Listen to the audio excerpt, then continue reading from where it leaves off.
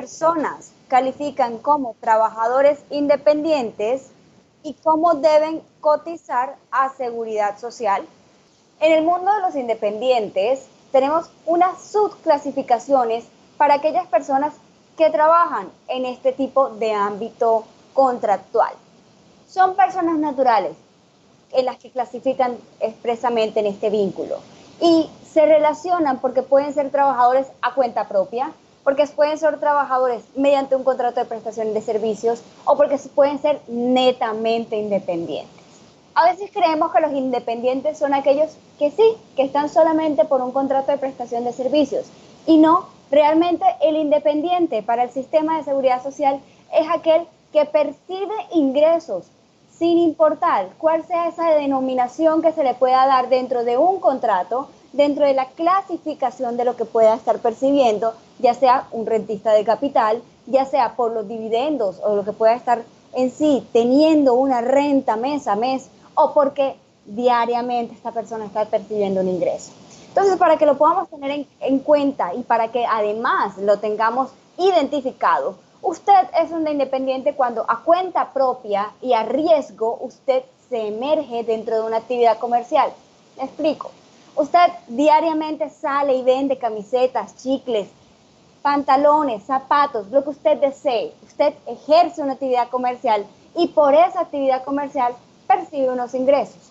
Para eso, en el sistema, usted tiene capacidad de pago y por esa sola razón debe sí o sí cotizar o contribuir al régimen con lo que tiene que ver con el sistema de seguridad social integral. Están también los trabajadores independientes que realmente no tienen una prestación definida respecto a un contrato de prestación de servicios. Es decir, no están clasificados mediante un vínculo contractual, no han firmado un documento, no están dentro de una empresa. Ellos tienen unos ingresos por rentas, porque tienen dividendos en algún tipo de acción o porque sinceramente tienen bienes con los que se lucran. Ejemplo, aquellos que arriendan bodegas, apartamentos, casas, bienes inmuebles, cualquier tipo de suelo.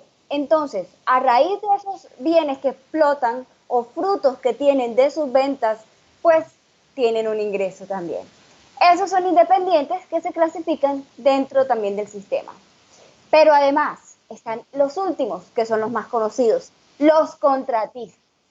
Estos son los que realmente tienen un contrato de prestación de servicios. Esos son los que conocemos que van ante las empresas. Esos son los que firman un documento y ellos pueden ser un vínculo, ya sea un mes o superior a un mes. La diferencia entre unos y otros es su cotización.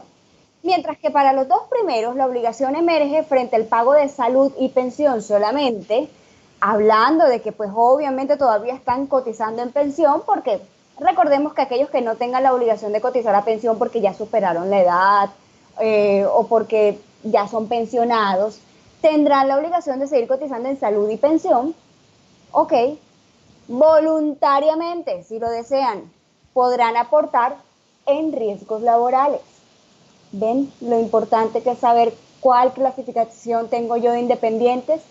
También están entonces los contratistas, que ya les mencioné en el último grupo, y estos, por tener un contrato de prestación de servicios superior a un mes, sí tienen la obligación de cotizar en riesgos laborales. Entonces, a la pregunta, ¿qué tipo de personas califican como trabajadores independientes y cómo deben cotizar a seguridad social? Inicialmente ya les estamos explicando cuál es la clasificación y cómo deberían cotizar frente a los subsistemas de la protección social. Ahora, hay algo más importante para lo que quiero que entiendan respecto de la cotización. Todos los que hacen parte del sistema como independientes hacen una cotización o la base de la cotización se da sobre el 40% de sus ingresos. Eso sería como la teoría general respecto del aporte que tienen que realizar del ingreso neto de lo que perciben. Pero aquí hay una clasificación especial respecto de los que son a cuenta propia y los rentistas de capital. ¿Por qué?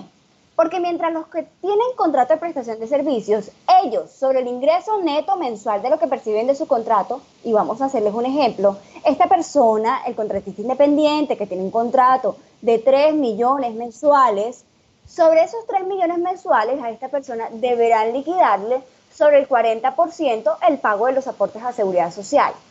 Eso corresponde a la base de 1.200.000 pesos, ¿ok? Mensualmente esta persona, 1.200.000 pesos, deberá liquidar el aporte al 12.5% en salud, al 16% en pensión y a lo que corresponda en riesgos laborales, dependiendo de la clase en la que se encuentran parados. Ya sabemos que en riesgos laborales hay una clasificación según el riesgo de 1 a 5. Hay riesgo mínimo, hay riesgo bajo, hay riesgo medio, hay riesgo alto y hay riesgo máximo.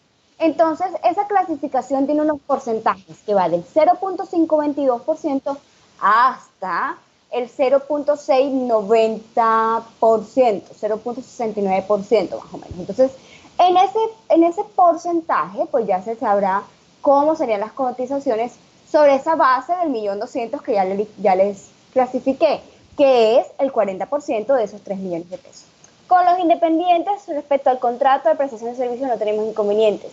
Pero, volviendo ya a este punto de lo que estamos hablando, de los trabajadores a cuenta propia, de lo que estamos hablando, de los que son los rentistas de capital, ellos sí tienen una especial liquidación. Seguimos sobre esa base del 40%, pero además quiero que entiendan algo. Es que a estas personas se les deduce las expensas que tengan con ocasión a sus gastos o con ocasión a lo que corresponda de sus ingresos, las expensas que tengan por prestar sus servicios o por lo que tenga que ver con sus actividades, pues se van a deducir. Me explico. Sucede, por ejemplo, con el rentista de capital, y nos vamos a detener en ese ejemplo para que no nos extendamos. Él percibe por la renta o el arriendo de una bodega el pago de 5 millones de pesos. Pero además de todo, el pago de esos 5 millones de pesos le tiene un impuesto, el IVA. Entonces, resulta que ese pago es de 5.950.000 pesos. A la persona a la que se la arrienda, él le recibe los 5.950.000 pesos. Pero, ojo a esto, el artículo 244 de la ley 1955 de 2019, Plan Nacional de Desarrollo, advierte lo que tiene que ver con el ingreso base de cotización de los trabajadores independientes, y ahí habla de las 3 clasificaciones, de los a cuenta propia, de los rentistas de capital, de los trabajadores independientes, que tienen que ver con los contratos de prestación de servicios, y habla acerca del IVA que será deducido respecto del ingreso, pero también estamos hablando de las expensas que trabaja el estatuto tributario del artículo 207, y dice, y ojo a esto, ojo señores, en lo que tiene que ver con esas expensas, esas deducciones que se deberán sacar con ocasión a aquellos que tengan que ser rentistas de capital o los que trabajan a cuenta propia, pues se deducirán, porque son personas que no van a tener una utilidad sobre ello. Entonces, esta persona que arrienda su bodega y que tiene gastos sobre esa bodega mensualmente, por ejemplo, 1 millón de pesos, pues se le van a deducir. Entonces ya sabemos que la utilidad ya no es de 5 millones de pesos, sino que va a ser de 4 millones de pesos. Sobre esos 4 millones de pesos se liquida el 40%, ¿ok? Y sobre 1.600.000 pesos es que él va a liquidar lo que sería el 12.5% a salud, el 16% a pensión y lo que corresponda a riesgos laborales si él ha decidido hacer aportes voluntarios en riesgos laborales. Esta es la aplicación que tenemos para darle respecto a la clasificación de los trabajadores independientes y cómo son sus aportes en seguridad social integral.